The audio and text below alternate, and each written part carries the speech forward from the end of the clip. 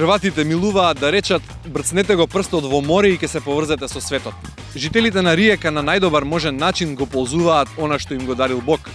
Овде се наоѓа едно од најголемите и најфреквентни пристаништа на Јадранот. Годишно во Риека доаѓаат и од неа испловуваат повеќе од 4000 товарни бродови, патнички крузери и луксузни јахти на светските богаташи.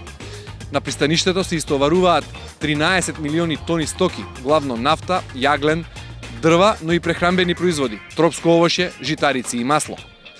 Кога станува збор за патничкиот сообраќај, годишно овде по морски пат пристигнуваат или од Риека заминуваат околу 200.000 патници. По влезот на Хрватска во Европската Унија, Риека реши да го смени имиџот од транзитен во важен туристички центар, а пристаништето да ја подобри својата конкурентност и ефикасност. За таа цел, со значителна помош од европските фондови, во износ од 30 милиони евра, се гради нов терминал. Во оваа епизода ви го представуваме Риечкото пристаниште.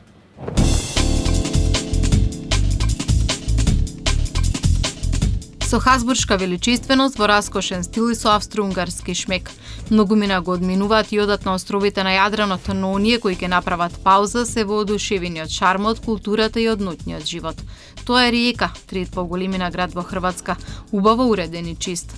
Риека е урбан град со интересни знаменитости. Кога сте тука, имате чувство како да сте во метропола, но без типичната врева како во големите градови. Тука има што да истражувате. Убава стара архитектура, музеи, паркови, традиционални ресторани.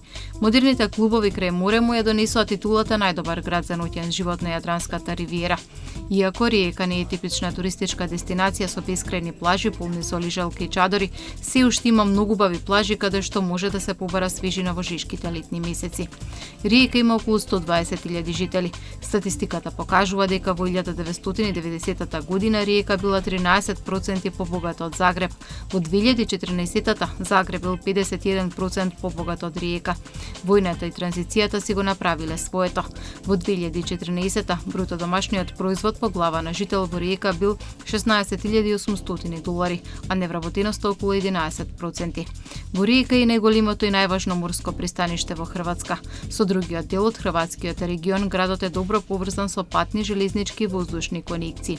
Во 2004 е завршен делот од автопатот А7, што ја поврзува Риека со словеничката граница, додека автопатот А6 Загреб-Риека е завршен во 2008 година.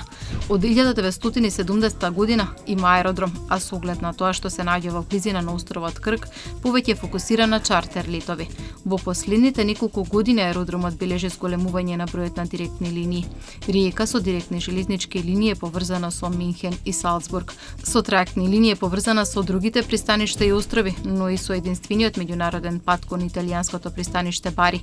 Градот има искористено околу 70 милиони евра од предпристапните фондови за разни проекти. Само во последните 4 години за културни манифестации се вложени 9,2 милиона куни.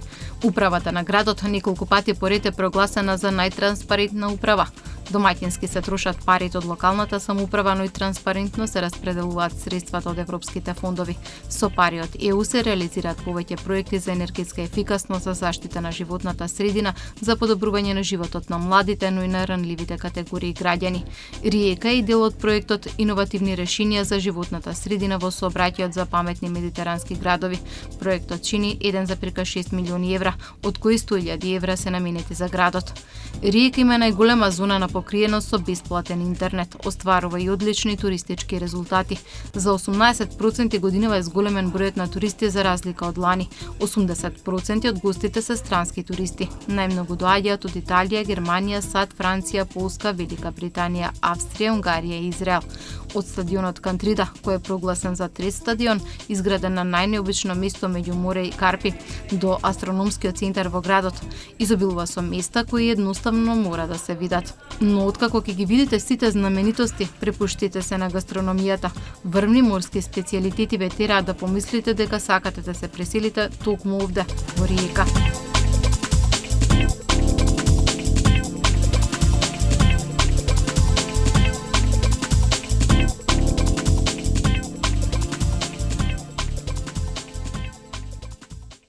Риека е местото каде што Јадранското море влегува најдлабоко во европскиот континент и таа карактеристика на Кварнерскиот залив го прави градот извонредна локација за пристаниште кое со голема фреквенција функционира низ вековите.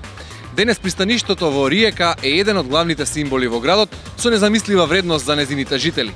Што се значи пристаништето за Риека, ќе го прашаме и градскиот татко, господинот Војко Оберснел.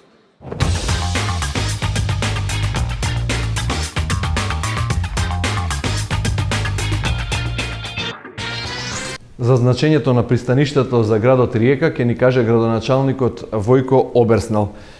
Господин Оберснел, што значи за Риека пристаништето во градот? Pa Rijeka se kroz svoju povijest razvijala kao lučki grad.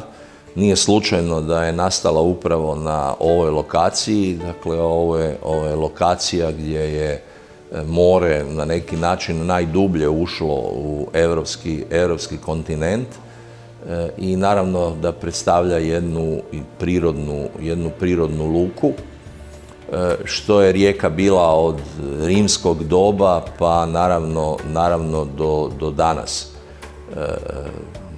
Naravno da za svaki lučki grad je važna dobra veza sa unutrašnjošću. Rijeka je to dobila pred 140 godina izgradnjom pruge od Zagreba do Rijeke, odnosno od Ljubljane do Rijeke i dalje prema Budimpešti, odnosno prema Austriji. I kroz svo to vrijeme je luka bila jedan od glavnih gospodarskih subjekata u gradu na koju su se nadovezale brojne druge djelatnosti i eto tako je i danas i vjerujemo da će i znači modernizacija luke, izgradnja novih kapaciteta, novih terminala, kao naravno i nove pruge, biti ponovo jedan poticaj za daljnje jačanje riječke industrije. Риечкото пристаниште денес повеќе го користат големите транспортни бродови на стоки отколку патничките крузери. Зошто?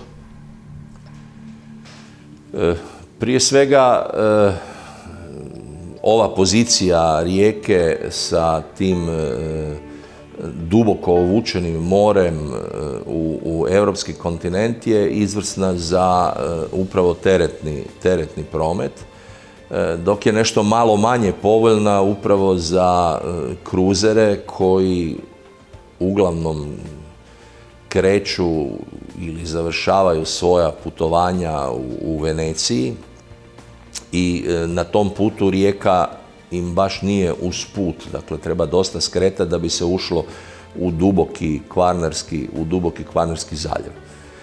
No, posljednjih godina se i to počelo mijenjati, znači nastojali smo prezentirati mogućnost Rijeke i kao luke za kruzere. Ove godine smo imali pristajanje, čini mi se, 8 velikih kruzera, za iduću godinu je najavljeno 20-ak, tako da vjerujem da će se i to na neki način promijeniti, iako smo svjesni da Rijeka u tom segmentu sigurno nikad neće biti zanimljiva kao primjerice Venecija ili Dubrovnik. No, osim kruzera postoje i drugi brodovi, dakle Rijeka je već sada polazna točka za brojne jedrenjake na kojima se turiste vozi uglavnom od Rijeke do srednje Dalmacije i to traje negdje od 5. mjeseca pa do 10. mjeseca. I dio luke koja se više ne koristi kao teretna luka smo pretvorili u svojevrsnu marinu za velike mega jahte, tako da u pravilu zimi se ovdje nalazi 10 do 15 velikih mega jahti, čiji su vlasnici jako zadovoljni uvjetima u riječkoj luci. Какви се прекуморските конекции? Кои се редовните линии преку Јадран? Од и до Rijeka? Pa Rijeka nema nekih prekomorskih veza iz jednostavnog razloga što je danas to puno lakše i jednostavnije obaviti cestovnim pravcem nego brodom.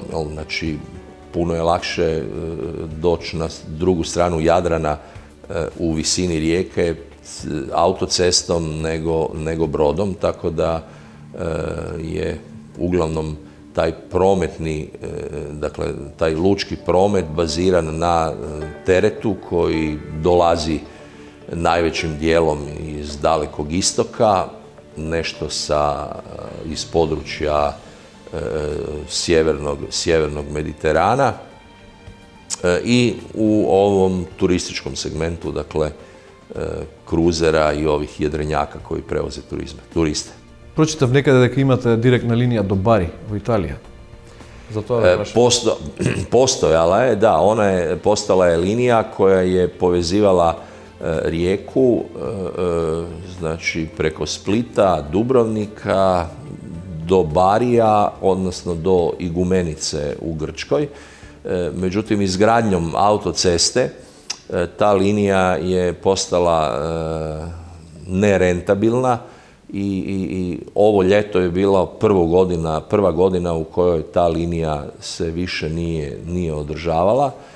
Sada naš linijski brodar sa sjedištem ovdje u Rijeci, Jadrolinija, nastoji naći nove brodove, dakle koji bi bili brži, da se ta linija ponovo vrati. Каква е поврзаноста на градот со островите во близина? Пред се мислам на Крк, Црес и останатите. Pa na Krk postoji most, tako da je povezanost vrlo dobra, pogotovo sad otkako je napravljena nova autocesta, dakle sada iz centra Rijeke do riječkog aerodroma koji je na otoku Krku se stigne za 15 minuta. A onda sa Krka ima trajektna linija prema Cresu koji je drugi najveći otok u Hrvatskoj i ta linija se održava cijelu godinu, praktično cijeli dan, tako da je ta povezanost sa ovim otocima koji gravitiraju prema Rijeci izuzetno dobra.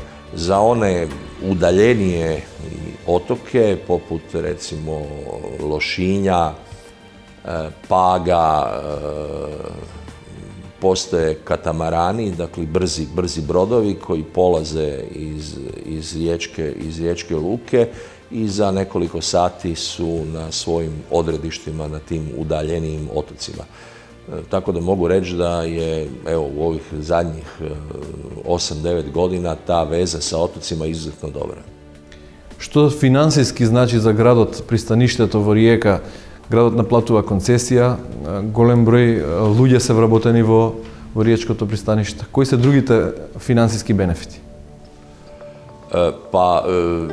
Znači, osim samih tvrtki koje se bave utovarom i istovarom robe, tu ima čitav niz drugih poslova, od špedicije, carinjenja, dakle do pakiranja robe, punjenja kontejnera, pražnjenja kontejnera, tako da je taj neki kumulativni efekt puno veći od samog prometa kojeg ostvaruje sama riječka luka.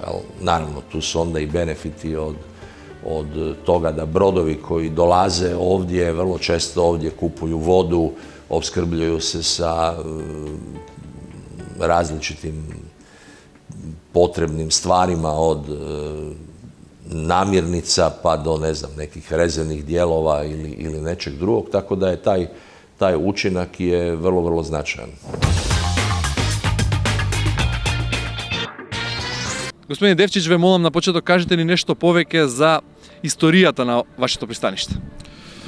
Pa dobro, povijest Riječke luke je jako u stvari duga, dakle pitanje je li prvo nastala luka čak ili grad Rijeka, znači uvijek je luka Rijeka, grad Rijeka, to je jedna te isto priča. Možda da ne idemo predaleko u povijest, pred nekakvih dakle 140 godina u stvari dolaskom željeznice iz dva smjera, znači što je tada moćna Austro-Ugarska napravila, dakle smjer Rijeka, Zagreb, Budimpešta i drugi smjer, dakle Rijeka, Ljubljana, Beč. željeznice iz dva smjera je jako potakla razvoj Riječke luke i od tada u stvari počinje novija povijest Riječke luke koja je u nekim svojim zlatnim vremenima tamo prije Prvog svjetskog rata 1913. čak bila među 10 najvećih luka u Europi. Nakon toga, dakle, Prvi svjetski rat, Drugi svjetski rat, u doba bivše države isto je jedno, hajmo reći, drugo zlatno doba, možemo reći. Dakle, uvijek je na neki način Luka Rijeka bila najveća luka države u kojoj je bila i te regije, znači da li je to bila Austro-Ugarska, da li je to bivša Jugoslavija i sada Hrvatska. I upravo evo ulaskom sad Hrvatske u Europsku uniju, znači gdje nam se opet otvara jedno veliko tržište, očekujemo povratak na ta dobra vremena koja su bila i rezultate. Што се смени по влезот на Хрватска во Европската Унија во вашиот бизнис? Одговара ли денеска пристаништето во Риека на новите карго трендови? Pa da bi se shvatilo šta smo u stvari dobili i šta se promijenilo, onda treba shvatiti u kojoj poziciji je Luka Rijeka bila prije nego je Hrvatska ušla u Europsku uniju, a pogotovo od 2004. godine na ovamo, kad je u stvari Slovenija, Mađarska, Češka, Poljska i svih onih 10-ak država koje su ušle u Europsku uniju te godine, a koje su u stvari naše glavno tržište. Dakle, u tom trenutku smo mi došli u jednu neravnopravnu poziciju, jer moramo znati da Luka Rijeka konkurira prije svega sa Lukom Kopar u Sloveniji, pa i Lukom Trst u Italiji, dakle lukama Europske unije ispred koje je jedno ogromno tržište bez graničnih barijera i u biti razmišljati neki teret recimo za Mađarsku da ide preko Kopra, ima jednu carinsku proceduru samo u Luci Kopar, a da taj isti teret ide preko Luke Rijeka, dakle prije dok Hrvatska nije bila EU, to su dvije carinske procedure, to je gubitak vremena, gubitka novca, dakle to je bila situacija u kojoj smo mi bili prije. Ulaskom Hrvatske u Europsku uniju mi smo se u stvari izjednačili sa našim glavnim konkurentima u tom smislu i to se već vidi i na rezultatima Riječke luke u zadnje 2 godine gdje su dvocifrene otprilike stope rasta. Освен падот на царинските бариери, што друго се промени по влезот на земјата во Европската Унија во смисла на користење на европските фондови? Pa dobro, korištenje europskih fondova je u stvari puno lakše dakle, državi i lučkoj upravi nego što je to znači, praktički privatnoj kompaniji, lučkom operateru Luke Rijeka. Tako da u tom smislu već postoje znači, sredstva koja su odobrena i iskorištena od strane Lučke uprave Rijeka, pogotovo na ovom željezničkom dijelu kontejnerskog terminala, a isto je Hrvatska ulaže značajne napore i da u stvari osigura i privuče fondove na obnovu željezničke infrastrukture na tom smjeru Rijeka, Zagreb, Budimpešta. Имате ли бројка колку товарни бродови на ден пристигнуваат и испловуваат од вашето пристаниште? Pa dobro, ti znači brojke se mijenjaju, ali po 5 do 8 brodova recimo dnevno u Riječkoj luci mi radimo.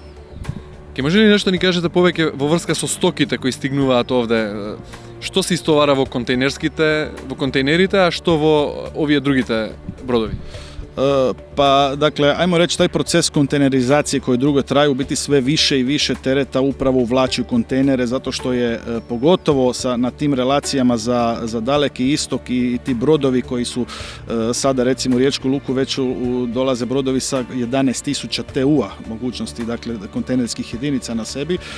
Znači, proces i dalje traje, tako da u stvari pada ovaj dio generalnog tereta, a raste kontejnerski promet i pazite, u kontejner gotovo doslovno sve može ići. Dakle, ono što mi još imamo u smislu rasutog i generalnog, znači imamo jako puno drva koji se, dakle, to je drvo iz Hrvatske, iz Bosne, pa iz Austrije koje se na taj, mi kažemo, konvencionalni način još izvozi najviše prema Sjevernoj Africi. U uvozu znamo imati, dakle, šećera, soli za ceste u rasutom obliku, granitni blokovi, crna metalurgija u jednom dobrom dijelu još uvijek ide na konvencionalni način. Која е најдалечната дестинација од овде, од Риека, до каде патуваат најдалеку бродовите? Pa dobro, to su u stvari znači, ovi veliki kontejnerski brodovi, što kažemo matice, oni rade servise i znači, to je povezivanje dalekog istoka sa, znači to je kineske luke, južnokorejske luke sa dakle, sjevernim Jadranom. Рековте дека нафтата се истовара на пристаништето во Крк. Кои се стоки освен солта, дрвото што ги спомнавте овде се многу почести, пофреквентни овде во Риека и зошто вие не истоварате нафта овде? Немате услови или? Pa dakle, Jadranski naftovod je Jadranski naftovod, dakle to je cijeli sustav koji predviđen za to. Dakle, jednostavno u Riječkoj luci ovdje u centru grada ne bi mogli velike tankere primati. Tako da zato je napravljena luka u Omišlju, Janafova luka, tamo postoje znači, skladišni kapaciteti i sustavom cjevovoda se ta nafta onda pumpa dalje. Најубиственото подводно оружје наменето за војување во море, торпедото, е измислено овде во Риека во далечната 1866. Првото торпедо имало максимална брзина од 6 чворови и дострел од 900 метри. Многу брзо откако е создадено е конструиран и систем за наведување, пошто масовно почнуваат да го користат бродови и подморници, а може да биде лансирано и од хеликоптери, авиони и други платформи.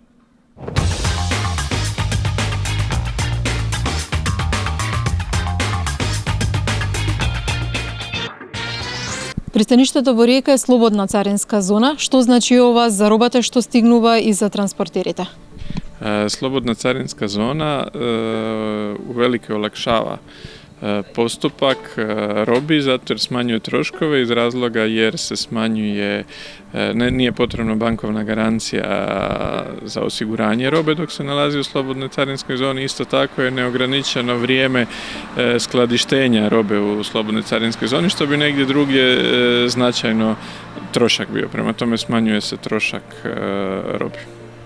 Какви искуства се користат од царинските терминали на европските пристаништа?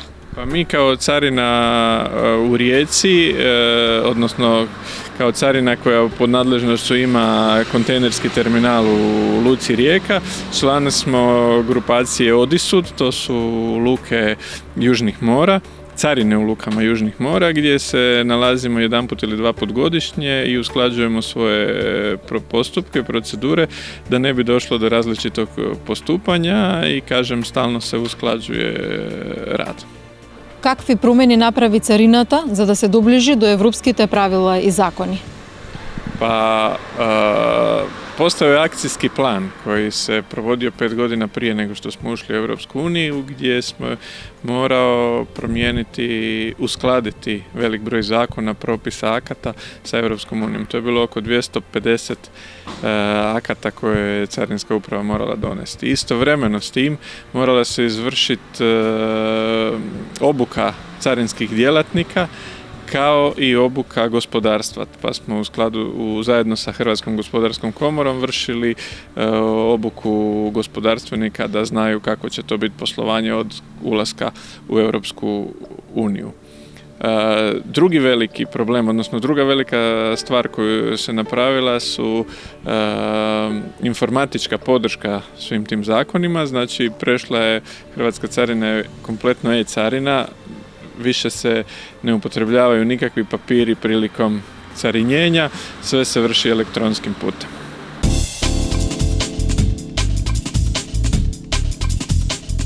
Како дел од паневропските транспортни мрежи и коридори, пристаништето во Риека има посебно значење за земјите од регионот што не излегуваат на море.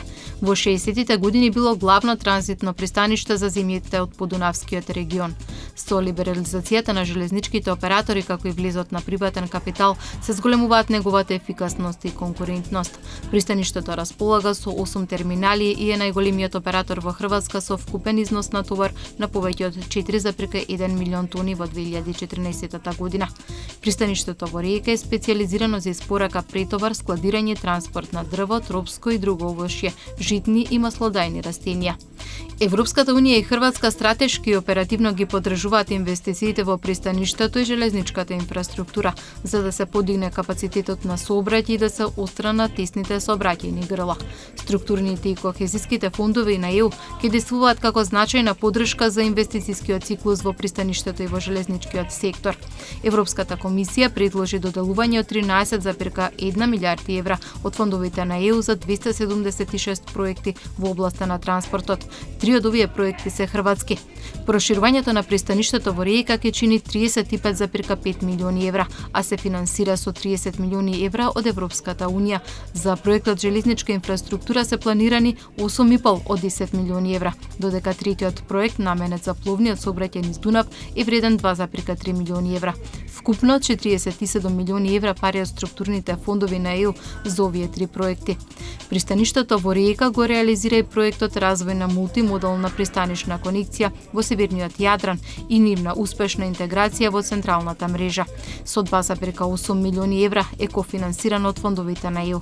Се спроведува со партнери од Венеција, Копер и Трст. Во периодот од јануари до септември е остварен приход од 135,96 милиони куни, што е за 12% повеќе во однос на истиот период минатата година.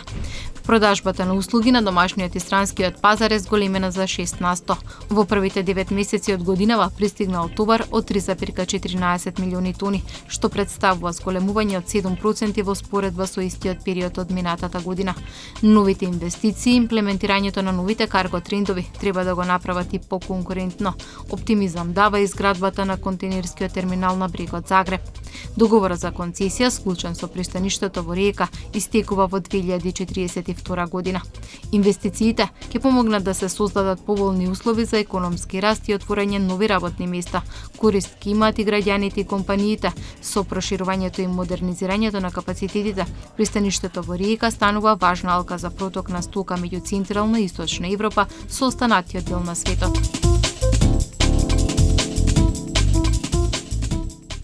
Во наредниот период е планирана и модернизација на пристаништето во Риека со помош на европските фондови. Ке може ли да кажете нешто повеќе за тоа? Pa u ovom trenutku se gradi jedan novi terminal, znači koji će imati kapacitet negdje oko 600.000 TU-a, odnosno 600.000 kontejnera na godišnjoj razini. On se gradi sredstvima kredita Svjetske banke u jednom dijelu, a u drugom dijelu planiramo naravno koristiti europske fondove za dovršetak tog terminala, pogotovo u onom dijelu koji se tiče željeznice. Na postojećem terminalu također predstoji rekonstrukcija željezničkog kolodvora, dakle kolodvora u funkciji tog kontejnerskog terminala i upravo smo nedavno dobili, odnosno Lučka uprava je dobila 35 milijuna eura za izgradnju te željezničke infrastrukture iz europskih fondova. Da li тоа што Европската унија финансира вакви проекти значи дека Риека нема добра инфраструктурна поврзаност освен патот по море до пристаништето натаму? Станува збор за автопат, за железница, за авион. Da, gledajte, nije samo da Hrvatska niti Rijeka nemaju dobru povezano željezničku, problem željezničkog transporta je u cijeloj Europi. Razgovarajući na tim sastancima, jer mi smo imali 2 do 3 puta godišnje sastanke i međunarodnih partnera.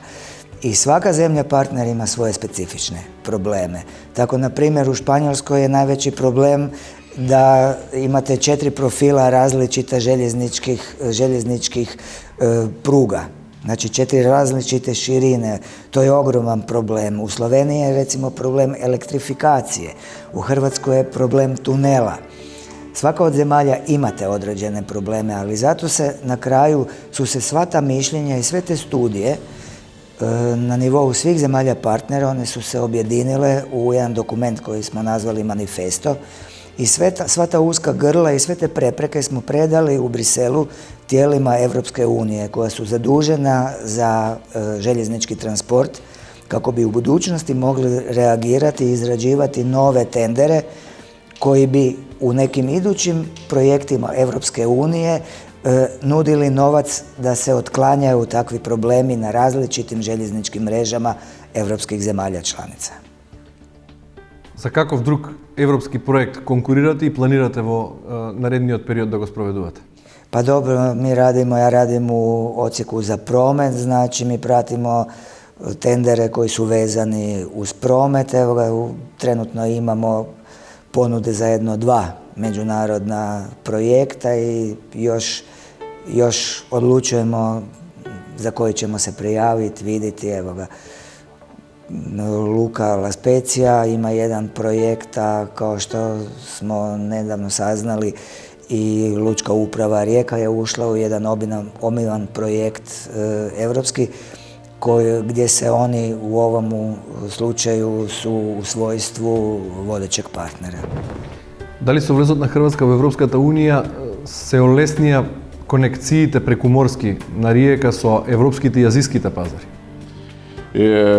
Da, ono što je stalo i Europi i Riječkoj luci i Hrvatskoj da se poveže Jadran i Baltik, to je taj koridor ili ruta C65, koliko smo je nazvali, ali to je gradnja nekoliko većih terminala vezana za Rijeku, zatim Zagreb, zatim Vinkovce, Sremsku Mitrovicu, iz Sremske Mitrovice ili Zagreba onda prema Budimpešti, Mađarskoj, od Sremske Mitrovice prema Srbiji i Makedoniji i dole dio Albanije. No, to su veliki projekti koji su u interesu većine evropskih zemalja i ja se nadam da će u dogledno vrijeme početi gradnja nove pruge. Знаете ли дека Хрватска е земја со повеќе од 1200 острови? Позади мене во морската длабочина, но за жал поради облаците не се гледа добро, е Крк, островот во Кварнерскиот залив, кој до неодамна се сметаше за најголем во Јадранот. Најновите мерења покажале дека Црес е сосема еднаков по територија со Крк. Тука се и Брач, Хвар, Бриони, подолу Корчула. На Корчула е роден Марко Поло, славниот морепловец и истражувач кој го пропатувал светот. И нема да навлегувам во детали зошто една од најубавите раси на кучиња се вика далматинец. Što znači za Rijeka pristaништето? Pa značilo bi jako puno, znači evropski grad, puno više ljudi ovdje koji bi došli i tako sve drugo. Pa ne znam, znam da je Rijeka kroz povijest bila jako bitna pošto su je svi htjeli i za luku i Ugarska i Mađarska i za Austro-Ugarska, pa sad baš ne znam točno ne znam točno sad zašto je luka toliko bitna, ne bi znao. Znači puno pristanište, ali tek bi značilo da je uložiti u razvoj luke, recimo da je napraviti kapacitet jedan ogroman koji se može napraviti, tako da bi recimo koliki teret sada ide dole u luku Kopar, toga bi se mnogo moglo privući ovdje. Što gi privлекува evropskите туристи освен пристаништето? Pa sve drugo, blizu rijeke je i Gorski kotar, znači da mogu turisti ići malo u planine, na svježi zrak, onda je blizu Učka, lijepa planina. Plivači, kao recimo kruzere, privlači recimo mnogo toga. Imamo mi tu nam je Opatija pod nosom, to je jedno turističko mjesto koje je poznato, onda nam je tu i Krk, onda nam je tu, sve nam je tu. Evropske turiste ti privlači more, ljepote Opatije, Krka, Cresa i Lošinja. Како би оцениле деловната клима 2,5 години по влезот на земјата во Европската Унија? Pa moram reći da je ta klima izuzetno značajna. Ona je najznačajnija na 3 područja. Prvo, nema velikoga razvoja bez slobode kretanja ljudi i dobara. Dakle, ukinute su carine. Mi smo još uvijek nismo u Schengenu, ali je to jedna od značajnijih velikih prednosti, posebno je to vezano za uvoz, izvoz, carinjenje i tako dalje. Dakle, naš je izvoz porastao skoro za 30% od onda dok nismo postali članovi Evropske unije.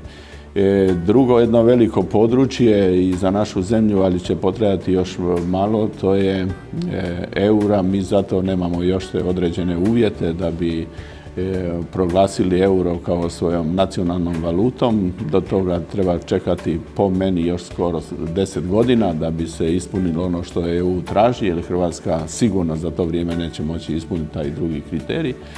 Dakle, pored slobodnih granica i izvoza, prošireno je ogromno veliko tržište. Dakle, Hrvatska je dobila velike šanse i mogućnosti koje tek treba iskoristiti, no i na tom međunarodnom tržištu vlada velika konkurencija gdje morate ispuniti i sa kvalitetom, i sa cijenom, i sa rokovima, sve ono što tržište traži. Ali moram reći da je sa našega područja imamo 3 ili 4 tvrtke koje su uspjele na međunarodnom konkursu i dobili su značajne poslove. Radi se prije svega o građevinskom sektoru i o metalnoj industriji. Колку добрата позиција на пристаништето во Риека е предност за поморските врски меѓу европските и азijskите земји? Pa na europskoj prometnoj slici položaj riječke luke predstavlja idealnu poziciju u odnosu na daleko istočna tržišta i srednju istočnu Europu. Naime, treba ipak reći da mi nismo ovdje sami. Na sjevernom Jadranu mi imamo luke u okruženju, u Italiji luku Trst i Veneciju, u Sloveniji luku Kopar i sve dok nismo bili dio Europske unije, mi nismo mogli tu konkurentnost postići, iako djelujemo u jednom udruženju koje se zove NAPA, Nord Adriatic Association, Ports Association, gdje dijelimo ovu zajedničku sudbinu. Mi imamo kraći put do daleko istočnih zemalja i to za 5 do 6 dana, dakle u nautičkim miljama kraće je brodovima doći u ovaj dio Europe i brže stižu u našu gravitaciju koju čine Mađarska, Slovačka, Češka, Austrija i zemlje bivše Jugoslavije, Srbija i Bosna i Hercegovina. Една од најважните компании во овој крај е пристаништето во Риека. Какво е значењето за деловниот амбиент, за бизнисот и општо за градот од тоа што го поседувате пристаништето во Риека? Luka Rijeka ili kako vi zovete to pristanište je značajna ne za našu regiju nego za cijelu državu, a ja bih rekao i za srednju i istočnu Europu. Riječka luka je sa svojim položajem jedna od najbližih koja se uvukla toliko u kopno da je cijeli dio tranzita robe koji je vezan za Mađarsku, za Poljsku, za Slovačku, za Češku, pa jedan veliki dio za Srbiju, Makedoniju i Kosovo jeste Riječka luka jer je putovanje robe iz Azije i Kine skoro skraćuje put od 6 do 7 dana putovanje brodom. Jedan od značajnijih zašto se ona brže ne razvija, nedostaje izgradnja željeznice, jer cijeli dio roba koji je vezan ne može biti vezan samo za jedan pomorski pravac. Europa traži integralni transport, a to znači povezanost pomorstva, željeznice, ceste, rijeka također, Dunavska strategija je također važna da bi se razvila i riječka luka i u tome integralnom transportu sigurno luka Rijeka ima jednu od najvećih perspektiva, ne samo radi svog geoprometnog položaja, nego radi maritivnih sposobnosti jer ima jaku dubinu u obale gdje mogu pristajati veliki brodovi za razliku od Kopra koji to nema ili ne znam drugih luka na Jadranu koje su u odnosu na luku Rijeka lučice, a ne luke. Дали вие како оператор имате некаква надлежност или обврска да се грижите и за заштита на животната средина пред се на морето кога станува збор за товарниот сообраќај или тоа е работа на некои други институции? Ne, to je i naša i lučka uprava, dakle tu imamo vrlo jasno oštri su propisi i vrlo puno pazimo upravo na zaštitu okoliša.